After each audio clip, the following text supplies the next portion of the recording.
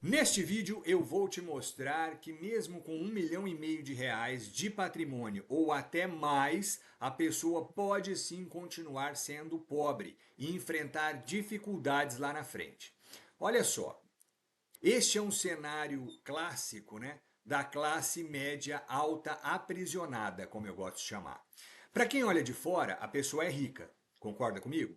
Mas para quem olha o extrato bancário e enxerga ali como é a sua real situação, ela vive como dublê de rico. Mas a percepção ilusória do que ela acha que tem bate de frente com a realidade crua que ela está construindo para ela. Por quê?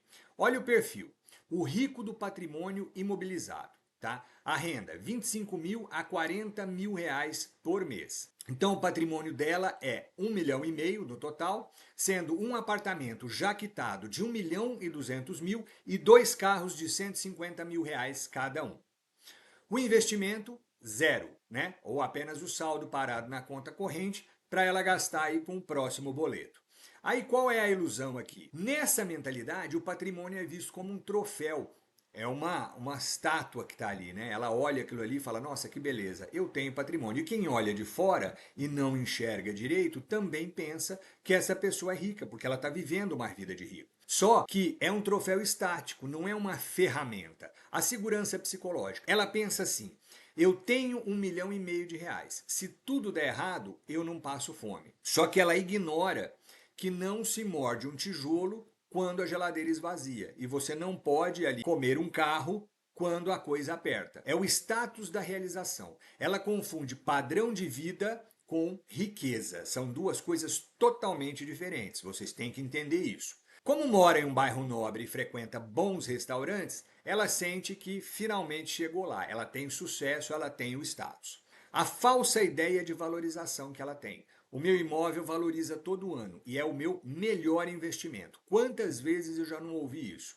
Ela não desconta a inflação, o IPTU, o condomínio caro, a manutenção, porque você tem o desgaste desse imóvel, o sentimento de merecimento que ela tem aí. Eu trabalho muito, então eu mereço esse carro, eu mereço essa viagem, e aí o consumo é aquela recompensa imediata, o que impede ela de fazer aportes financeiros para construir uma coisa sólida no futuro. E aí, qual é a realidade dessa pessoa? O que ela está realmente construindo? Veja bem, sem investimentos líquidos, ou seja, ela não tem nada que ela possa usar, por exemplo, quando vier uma emergência. Então essa pessoa ela não está construindo liberdade, ela está construindo uma gaiola dourada, uma gaiola de ouro para ela.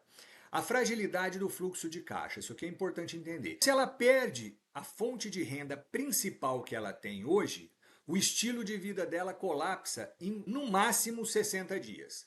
Por quê? Porque o patrimônio dela de 1,5 milhão de reais tem baixíssima liquidez. Para ela vender um imóvel de alto padrão, ela leva meses ou até anos, se ela não quiser queimar esse preço. Com os carros acontece a mesma coisa. Se ela tiver uma urgência, ela vai precisar vender esses carros 30, 40% abaixo do valor do carro.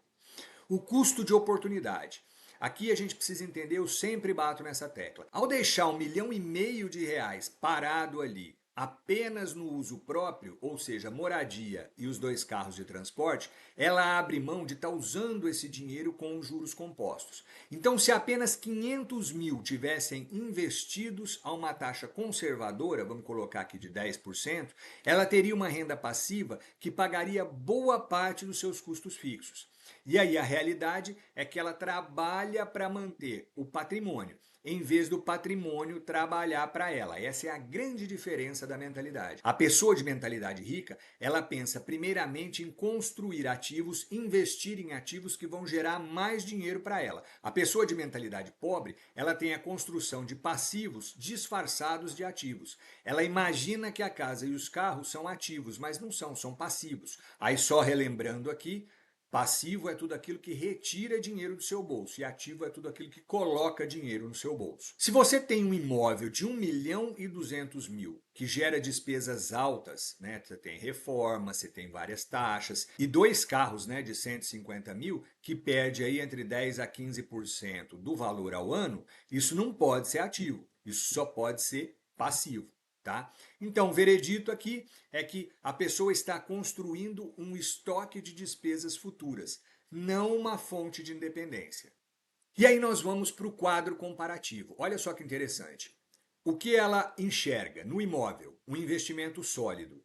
A realidade financeira do que ela tem. Um passivo que gera despesas mensais. Os carros. O que ela enxerga? Conquista e patrimônio. A realidade financeira, um bem de consumo com rápida depreciação. Estilo de vida. Sucesso e estabilidade é o que ela enxerga, porque ela está vivendo ali aquele status. E a realidade financeira dela, uma fachada dependente exclusivamente do próximo salário. Como a gente falou aqui, se acabar a renda dela amanhã, a vida dela desmorona por inteiro. E aí, o futuro, o que ela enxerga?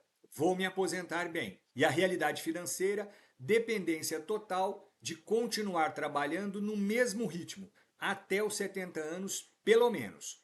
Porque depois disso ela ainda vai ter um problema gigante, que é depender do valor do INSS, já que ela não construiu nada diferente. Então, o grande risco dessa pessoa, na verdade, é o quê? É a inércia. Ela está tranquila ali, ela está confortável e ela está achando que ela está bem. Ela se sente confortável demais para mudar, mas ela não enxerga que ela está a um passo de um problema sério. Pode ser um problema de saúde, demissão, uma crise séria. Qualquer coisa pode desmoronar aí esse castelo dela. Ela é o que chamamos de pobre com posses. Ela tem um balanço patrimonial positivo no papel, tudo é bonito. Mas na vida financeira dela, ela está sem oxigênio. E aí o que ela não entende é que aos 65 anos a conta finalmente chega, tá? O tempo que antes era um aliado que ela negligenciava, agora torna-se seu maior inimigo. O racional dessa pessoa agora é dominado pela negação e pelo medo, porque ela descobriu que ela é rica no papel, mas ela é pobre quando você olha o fluxo de caixa. O racional, que é o choque da realidade. Ela passou décadas acreditando que o seu patrimônio de 1,5 milhão de reais era um porto seguro. Agora, ela enfrenta um déficit mensal de R$ 1.525. O que ela sente? Uma injustiça profunda. Trabalhei a vida inteira, tenho um imóvel de luxo, como é que eu posso estar passando aperto? Não é possível isso. E o erro de cálculo. Ela contava com uma aposentadoria que iria cobrir o padrão de vida dela, mas não considerou a inflação dos custos de saúde na terceira idade, manutenção dos ativos, né, dos carros e do condomínio, IPTU, a paralisia. Ela tem pavor de vender o imóvel. Para ela sair daquele apartamento de 1,2 milhão significa o fracasso social. Ela rebaixar o nível dela e isso ela não aceita de jeito nenhum. É como se ela falasse assim: não, eu estou perdendo tudo que eu conquistei, eu demorei uma vida para conquistar, como é que eu vou perder isso? Quando na verdade o imóvel é que está devorando e causando essa situação da velhice. Ela não enxerga isso. E aqui eu vou fazer aqui uma chamada para vocês do curso. Se você quiser entender melhor as diferenças entre renda e patrimônio, que é um conceito muito importante que a gente tem que entender, e como ter um método simples e eficiente, eu te convido aí a conhecer o meu curso Planejamento Financeiro Inteligente. Nele você vai aprender os mecanismos do cérebro que te boicotam e como você pode hackeá-los e usá-los a seu favor. Vai conseguir identificar cada gasto, mantendo os que fazem sentido e cortando os demais. Aprender a criar metas claras e objetivas para realizar o sonho seu e da sua família e também aprender a investir de forma segura e eficiente, sem a utilização de mágica, milagre, não tem nada disso aqui, tá? Então, se você quiser saber mais, vou deixar o link nos comentários. Continuando aqui, a ilusão versus a realidade, quando essa pessoa chega aos 65 anos. A ilusão, o meu imóvel é a minha herança. Ela acredita que manter um apartamento intacto é um ato de amor pelos filhos ou um símbolo de dignidade. Ela conseguiu. Ela acha que, se apertar o cinto, consegue levar. O erro. O apertar o cinto na terceira idade geralmente significa cortar plano de saúde, alimentação, qualidade ou lazer, e aí ela vai negligenciando vários pontos que vão definhando a qualidade de vida dela rapidamente. A realidade é que ela está comendo o próprio patrimônio da pior forma. Como não há investimentos gerando lucros, o déficit de R$ 1.500 por mês começa a virar dívida. Ela vai ter que optar aí entre empréstimo, depois cheque especial, depois cartão, e aí é uma bola de neve que funciona, que vai devorando todas as contas dela, ou obriga ela a pedir ajuda a outras pessoas ou aos filhos. Degradação do ativo. Sem dinheiro sobrando, ela para de fazer a manutenção do imóvel e, claro, nos carros. E aí a coisa começa a piorar ainda mais, porque eles vão perdendo mais ainda valor. Risco de liquidez. Se houver uma emergência médica de, digamos, 50 mil reais, ela não tem de onde tirar. Então ela é obrigada a novamente correr atrás de um empréstimo que geralmente tem juros abusivos, já que a renda não dá para segurar e cobrir esse débito dela. E aí, em apenas 5 anos, essa pessoa terá acumulado uma dívida ou uma perda de patrimônio de quase 100 mil reais, só em 5 anos. Imagina, nós estamos falando de 65, essa pessoa vai dos 65 aos 70, e aí nos 70 essa situação continua, essa situação perdura. Aí ela vai ter uma situação mais complicada ainda. Então aqui, o que ela realmente está construindo agora? Ela não está construindo nada, ela está em um processo de desmanche patrimonial desordenado. Tudo o que ela imaginou, que ela teve aquela ilusão lá atrás, agora a coisa está ali desmoronando. Então você vê aqui, a renda dela, a receita aposentadoria, vamos colocar no maior valor do INSS, R$ 8.475. Só que os gastos mensais dela estão somando 10 mil. Então ela tem um déficit aqui que a gente colocou de 1.525 e um déficit anual de R$ 18.300, que dá aí nesses 5 anos quase os 100 mil lá que a gente colocou. Ela está num estado de dependência total. Ela está construindo um caminho onde ela vai sim se tornar dependente financeiramente dos filhos ou do Estado, em no máximo 10 anos. E aí cria uma ansiedade crônica. O prazer de morar num lugar de 1.200.000, que era aquela coisa de status, é anulado pelo medo de abrir a conta bancária ou no dia 20 olhar ali o extrato no mês. Herança maldita. Se ela falecer nessa situação, ela deixa até um imóvel valorizado para os filhos, mas possivelmente com dívidas de condomínio, IPTU, inventário que os herdeiros terão dificuldade em pagar, ninguém leva isso em conta, e aí você tem vários problemas aqui que vai acabar respingando e sobrando para os filhos. Para essa pessoa de 65 anos, a redução do padrão de vida não é um rebaixamento social. Na verdade, ela não consegue enxergar isso, mas é uma alforria. É como se ela tivesse uma libertação. No momento, ela é escrava de um apartamento de 1.200.000 que não gera um centavo de renda e ainda pede manutenção. Vamos criar aqui um plano de transição para transformar esse patrimônio morto em uma máquina de viver bem, para você entender aí bem a realidade dos dois lados, como dá para transformar isso em uma coisa totalmente diferente. Vamos começar aqui com a mudança patrimonial. Então o objetivo aqui é trocar esses metros quadrados ociosos por renda líquida. Começando com o quê? Vendendo esse imóvel de 1.200.000 reais. Comprando um imóvel novo, menor e bem localizado. De, digamos, 650 mil reais, tá? Você tem os custos da transação, que é ITBI, escritura, mudança, essas coisas, em torno de 50 mil. E o capital líquido para investimento, vamos colocar aí 500 mil reais. A nova realidade do fluxo de caixa.